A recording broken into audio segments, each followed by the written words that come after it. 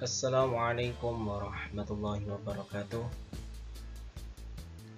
Kembali lagi dengan Pak Bagus di materi BK yang kedua, yaitu kita membahas tentang cara belajar di sekolah yang baru.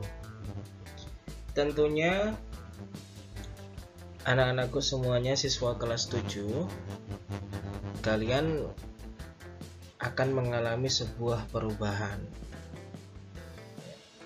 Yang pertama, menggunakan seragam merah putih, ya sekarang menjadi biru putih.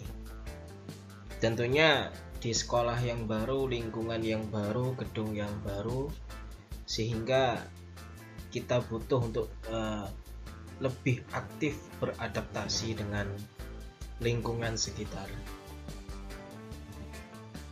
Oke, untuk tujuan pembahasan kita hari ini adalah dapat memahami faktor-faktor yang mempengaruhi hasil belajar dan menerapkan cara belajar yang baik di lingkungan sekolah yang baru.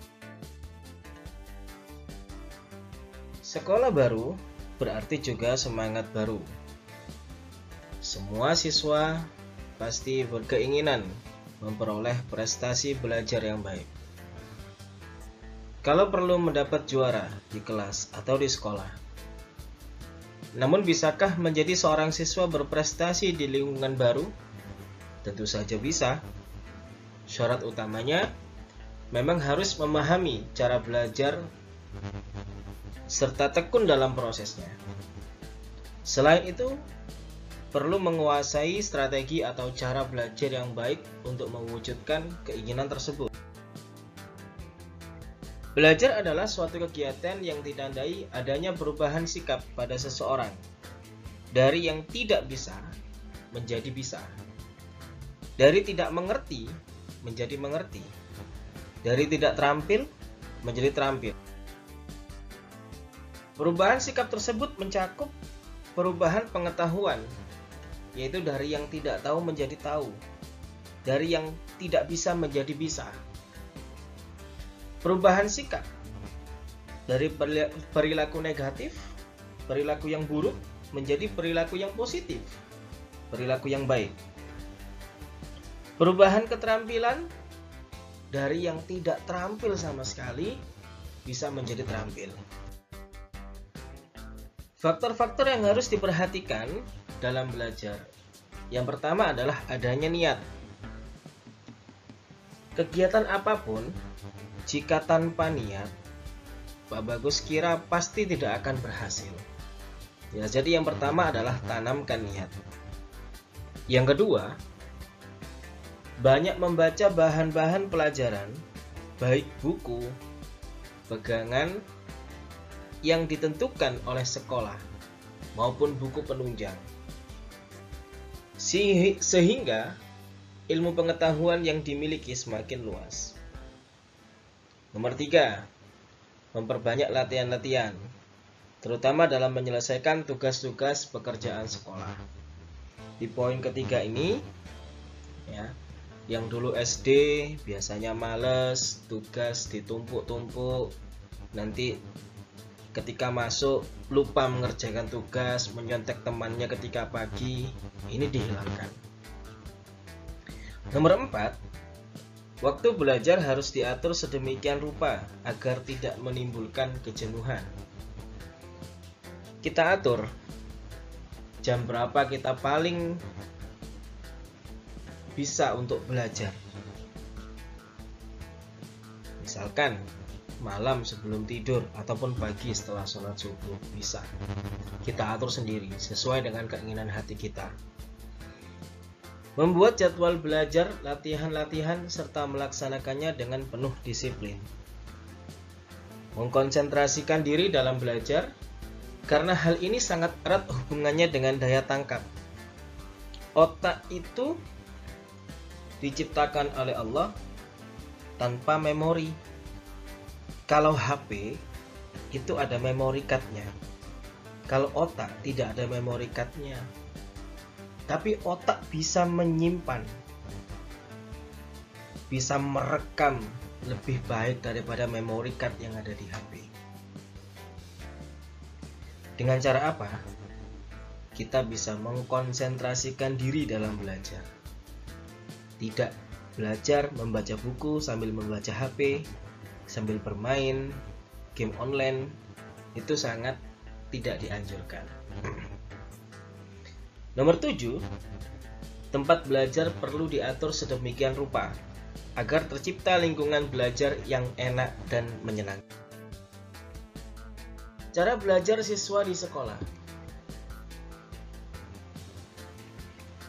Dalam KBM, kegiatan belajar mengajar, ada beberapa hal yang perlu diperhatikan oleh siswa, yaitu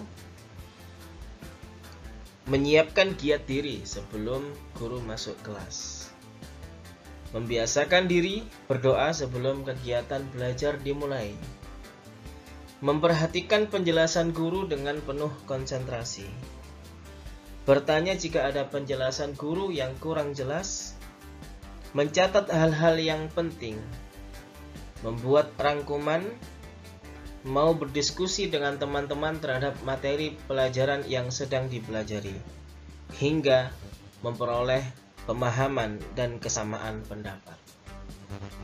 Jadi ketika belajar kita harus aktif di kelas anak-anak, harus giat, harus dimulai dengan doa. Kita memperhatikan apa yang dijelaskan oleh guru. Ketika kita kurang jelas, maka kita harus bertanya. Kita catat di buku kita dan membuat rangkuman. Itu yang harus kita lakukan. Jangan hanya ke sekolah, datang, duduk, diam, dan pulang.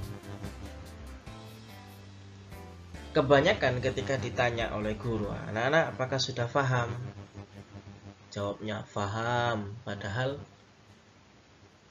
tidak paham. Nah, ini yang salah dalam proses belajar di sekolah. Ketika tidak paham, kenapa malu untuk bertanya? Padahal malu bertanya akan sesat di jalan. Seperti itu. Belajar mandiri merupakan suatu proses belajar yang dilakukan oleh siswa sendiri. Membahas materi pelajaran dan dilakukan pada waktu jam-jam kosong, serta mendapat tugas dari guru, seperti membaca buku pelajaran, membuat rangkuman, mengerjakan latihan, dan lain-lain. Faktanya, ketika jam kosong, pasti siswa akan ramai sendiri di kelas. Jika kalian kepingin belajar itu secara maksimal ketika jam kosong, mintalah tugas pada guru yang piket sebagai pengganti gurumu yang izin tidak masuk pada hari itu, sehingga tetap mendapatkan tugas. Jadi kelas tidak kosong, tidak ramai sendiri, tidak gaduh sendiri sehingga mengganggu kelas yang lain. Belajar kelompok merupakan belajar bersama antara beberapa siswa, membahas suatu materi pelajaran yang diberikan oleh gurunya. Dalam kegiatan belajar kelompok, biasanya diadakan diskusi kelompok, yaitu membahas suatu persoalan bersama-sama. Dengan menampung dan menerima berbagai pendapat dari teman-teman yang ikut dalam diskusi kelompok, kemudian dijadikan suatu kesimpulan atau suatu pendapat. Cara-cara belajar di rumah. Yang pertama adalah mengatur waktu, mengulang pelajaran atau kalau perlu menghafal, membuat ringkasan, membaca dengan baik, mengerjakan latihan-latihan dan PR, serta tugas yang diberikan guru di sekolah untuk diselesaikan di rumah. Oke, terima kasih. Secara singkat, Bapakku sudah sampaikan cara belajar di sekolah yang baru. Tetap semangat anak-anak walaupun kita masih belum bisa bertatap muka.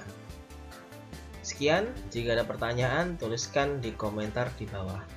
Wassalamualaikum warahmatullahi wabarakatuh.